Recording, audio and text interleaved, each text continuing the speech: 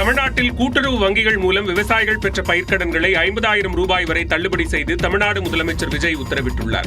தலைமைச் செயலகத்தில் முதலமைச்சர் விஜய், வேளாண் அமைச்சர் வினோத், கூட்டுறவு அமைச்சர் காந்திராஜ், நிதியமைச்சர் மரிய வில்சன் ஆகியோருடன் ஆலோசனை நடத்தினார். அதன் தொடர்ச்சியாக கடந்த ஆண்டு மே 1 முதல் கடந்த பிப்ரவரி 28ஆம் தேதி வரை கூட்டுறவு வங்கிகளில் விவசாயிகள் பெற்ற பயிர்க்கடனை 50,000 ரூபாய் வரை தள்ளுபடி செய்து முதலமைச்சர் உத்தரவிட்டுள்ளார்.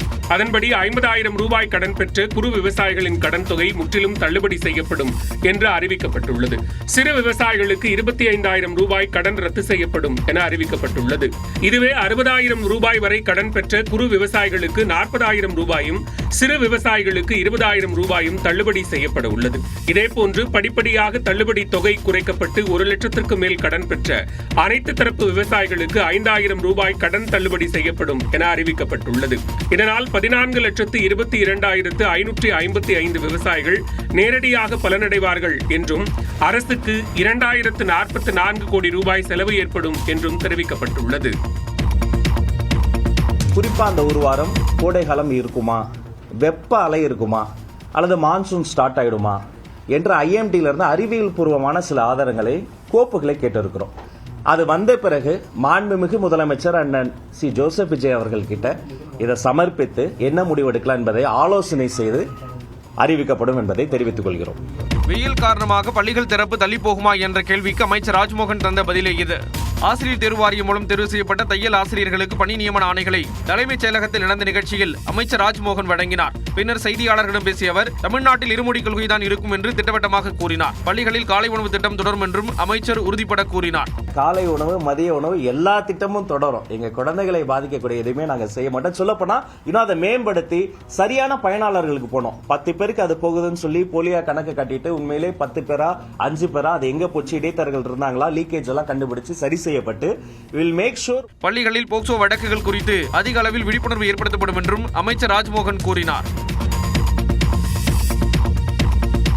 தூத்துக்குடி மாவட்டம் விளாத்திக்குளத்தில் மாணவியை பாலியல் வன்கொடுமை செய்து கொலை செய்த வழக்கில் தர்மமுனீஸ்வரனுக்கு இரட்டை தூக்கு தண்டனை விதித்து சிறப்பு நீதிமன்றம் பரபரப்பு தீர்ப்பளித்துள்ளது. விளாத்திக்குளம் அருகே காட்டுப் பகுதியில் கடந்த மார்ச் மாதம் 11ஆம் தேதி 12ஆம் வகுப்பு மாணவி சடலமாக மீட்கப்பட்டார். மாணவி பாலியல் வன்கொடுமை செய்யப்பட்டு கொலை செய்யப்பட்டது தெரியவந்தது. சட்டமன்ற தேர்தலுக்கு முன்பாக நடைபெற்ற இந்த சம்பவம் பெரும் அதிர்வலைகளை ஏற்படுத்தியது. இந்த வழக்கில் ராமநாதபுரம் மாவட்டம் சாயல்குடியைச் சேர்ந்த தர்மமுனீஸ்வரன் என்பவரை காவல்துறையினர் கைது செய்து சிறையில் அடைத்தனர். தூத்துக்குடி மாவட்ட போக்சோ நீதிமன்றத்தில் இந்த வழக்கு விசாரணை நடைபெற்று வந்தது. கடந்த 2 மாதங்களாக நடைபெற்று வந்த விசாரணை நிறைவடைந்த நிலையில் நீதிபதி பிரீதா தீர்ப்பளித்தார். அதன்படி குற்றவாளி தர்மமுனீஸ்வரனுக்கு இரட்டை தூக்கு தண்டனை விதித்து அதிரடி உத்தரவிட்டார். அத்துடன் ஓராண்டு கடுங்காவல் சிறை தண்டனை விதித்தும் தீர்ப்பளித்தார்.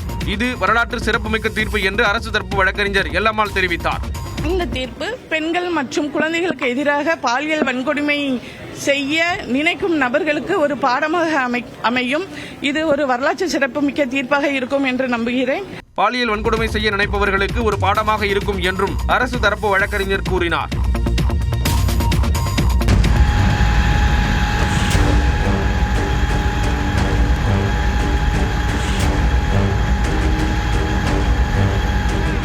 சென்னை மணலியில் உள்ள எண்ணெய் ஆலையில் கொழுந்துவிட்டு எரிந்த இந்த தீ சுமார் 16 மணி நேரம் போராடி அணைக்கப்பட்டது. சென்னை மணலி புதுநகர் அடுத்த விற்றூர் அருள்முருகன் நகர் பகுதியில் கோவையை சேர்ந்த ரமேஷ் என்பவருக்கு சொந்தமான ஸ்ரீசாய் ஆயில் லூப்ரிகேஷன் என்ற நிறுவனம் இயங்கி வருகிறது. இந்த நிறுவனத்தில் பழைய ஆயிலை சுத்திகரிப்பு செய்து ஏற்றுமதி செய்யும் பணி நடைபெற்று வந்தது. அப்போது எதிர்பாராத விதமாக சுத்திகரிப்பு நிலையத்தில் தீ பற்றி பேரல்கள் அடுத்தடுத்து வெடித்து சிதறின. இதனால் கண்ணிமைக்கும் நேரத்தில் 60 அடி உயரத்திற்கு தீ பரவியது.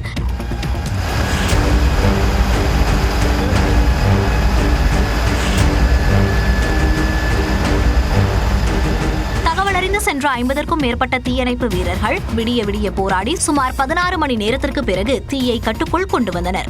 6 மாதங்களுக்கு முன்பு சட்டவிரோதமாக இயங்கியதாக கூறி சீல் வைக்கப்பட்ட இந்த ஆலை கடந்த 1 வாரமாக செயல்பட்டு வருவதாக தெரிகிறது. இந்நிலையில் தீ விபத்திற்கான காரணம் குறித்து காவல்துறையினர் விசாரித்து வருகின்றனர். எம்எல்ஏ பதவியை ராஜினாமா செய்துவிட்டு கட்சி மாறியவர்களுக்கு எதிராக அதிமுகவினர் ஆர்ப்பாட்டத்தில் ஈடுபட்டனர். திருப்பூர் மாவட்டம் தாராபுரம் எம்எல்ஏ சத்யபாமா பதவியை ராஜினாமா செய்துவிட்டு தாவேகவில் இணைந்துள்ளார். இதனை கண்டித்து அத்தொகுதியை சேர்ந்த அதிமுகவினர் கண்டன ஆர்ப்பாட்டத்தில் ஈடுபட்டனர். எம் வெற்றி சின்னமான இரட்டை இலையிலே மீண்டும் அதேபோல மதுராந்தகம் எம்எல்ஏ பதவியை ராஜினாமா செய்த மரகதம் குமரவேலுக்கு எதிராக போராட்டம் நடைபெற்றது. காஞ்சிபுரம் கிழக்கு அதிமுக மாவட்ட செயலாளர் ஆறுமுகம் தலைமையிலான அதிமுகவினர் கண்டன முழக்கங்கள் எழுப்பினர்.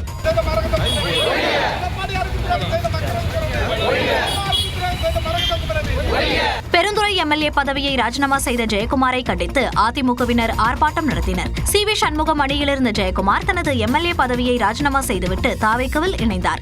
இந்நிலையில் ஜெயக்குமாருக்கு எதிராக கண்டன கோஷம் எழுப்பி அதிமுகவினர் ஆர்ப்பாட்டம் நடத்தினர். எடப்பாடியாரின் நம்பிக்கை இழந்த துரோகி ஜெயக்குமார், தொண்டைகளின் ரத்தத்தை உறிஞ்சி குடித்த துரோகி ஜெயக்குமார். தமிழ்நாட்டின் அரசியல் களத்தை பரபரப்பாக்கிய செய்திகளை பார்க்கலாம். எஸ்.பி. வேலுமணி ஆதரவு சட்டமன்ற உறுப்பினர்கள் 3 பேர் தங்களது சட்டமன்ற உறுப்பினர்கள் பதவியை ராஜினாமா செய்து தாவேக்காவில் இணைந்தனர். தமிழ்நாடு சட்டமன்ற தேர்தலில் 47 தொகுதிகளில் வெற்றி பெற்ற அதிமுக 3வது இடத்திற்கு தள்ளப்பட்டது. இதனால் அக்கட்சியின் பொதுச் செயலாளர் எடப்பாடி பழனிசாமி தலைமை மீது ஏற்பட்ட அதிருப்தியில் சி.வி. சண்முகம் மற்றும் எஸ்.பி. வேலுமணி தலைமையில் 25 சட்டமன்ற உறுப்பினர்கள் தனி அணியாக பிரிந்தனர். மேலும் தாவேக்கா அரசின் நம்பிக்கை கோரும் தீர்மானத்தில் எஸ்.பி. வேலுமணி தரப்பு 25 சட்டமன்ற உறுப்பினர்கள் தாவேக்காவுக்கு ஆதரவாக வாக்களித்தனர். இதனால் கடும் அதிருப்திக்குள்ளான எடப்பாடி பழனிசாமி எஸ்.பி. வேலுமணி தரப்பு சட்டமன்ற உறுப்பினர்கள் உள்ளிட்டோரின் கட்சி பொறுப்புகளை பறித்தார். மேலும் எஸ்.பி. வேலுமணி தரப்பு சட்டமன்ற உறுப்பினர்களை தகுதி நீக்கம் செய்யக்கோரி சபாநாயகரிடம் எடப்பாடி பழனிசாமி தரப்பில் மனு அளிக்கப்பட்டது. இந்நிலையில் எஸ்.பி. வேலுமணி ஆதரவாளர்கள் பண்ருட்டி எம்எல்ஏ மோகன், சங்கரன்கோவில் எம்எல்ஏ திலீபன் ஜெய்சங்கர், ஆற்காடு சட்டமன்ற உறுப்பினர் சுகுமார், அந்தியூர் சட்டமன்ற உறுப்பினர் ஹரிபாஸ்கர், காங்கேயம் சட்டமன்ற உறுப்பினர் நடராஜன் ஆகியோர் எடப்பாடி பழனிசாமியை சந்தித்து தங்களது ஆதரவை தெரிவித்தனர். அதே நேரம் எஸ்.பி. வேலுமணி தரப்பைச் சேர்ந்தவர்களும் சட்டப்பேரவையில் தாவேக்காவிற்கு ஆதரவளித்தவர்களுமான மதுராந்தகம் சட்டமன்ற உறுப்பினர் மரகதம் குமரவேல், பெருந்துறை சட்டமன்ற உறுப்பினர் ஜெயக்குமார், தாராபுரம் சட்டமன்ற உறுப்பினர் சத்யபாமா ஆகியோர் தங்களது பதவிகளை ராஜினாமா செய்தனர். தலைமைச் செயலகத்தில் சபாநாயகர் ஜே.சி.டி. பிரபாகரை சந்தித்து 3 பேரும் தங்களது ராஜினாமா கடிதங்களை வழங்கினர்.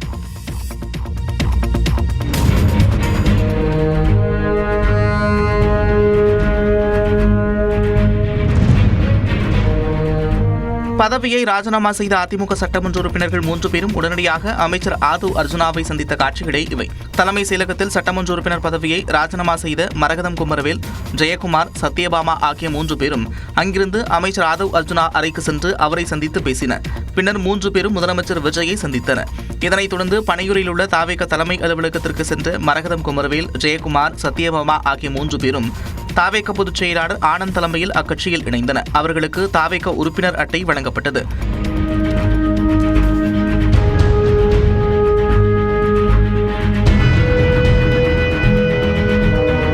ஏற்கனவே எஸ்.பி. வேலுமணி ஆதரவு சட்டமன்ற உறுப்பினர்கள் 5 பேர் எடப்பாடி பழனிசாமிக்கு ஆதரவு தெரிவித்த நிலையில் தற்போது 3 பேர் ராஜினாமா செய்து தாவேக்காவில் இணைந்ததால் எஸ்.பி. வேலுமணி ஆதரவு எம்எல்ஏக்களின் எண்ணிக்கை 25 17 குறைந்துள்ளது. அதேபோல அதிமுக சட்டமன்ற உறுப்பினர்களின் எண்ணிக்கை 47 44 குறைந்துள்ளது.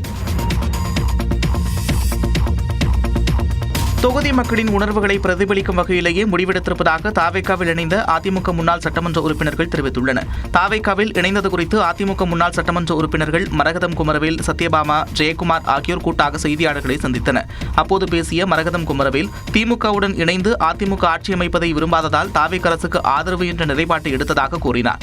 தொடர்ந்து பேசிய அவர் தொகுதி மக்களின் உணர்வுகளை பிரதிபலிக்கும் வகையிலேயே முடிவெடுத்திருப்பதாக தெரிவித்தார்.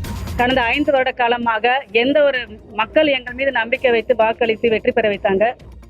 ஆனால் எங்களால் அவருடைய கோரிக்கைகள் நிறைவேற்ற முடியவில்லை. அதிகார அளவிலும் திராவிட முன்னேற்ற கழகம் ஆட்சியில் இருந்தார்கள். இந்த முறையும் நாங்கள் எதிர்க்கட்சியாக செயல்பட முடியாது. இந்நிலையில் இடைத்தேர்தலில் அதே தொகுதிகளில் போட்டியிடுவீர்களா என்ற செய்தியாளர்களின் கேள்விக்கு மூவரும் பதிலளிக்காமல் சென்றனர்.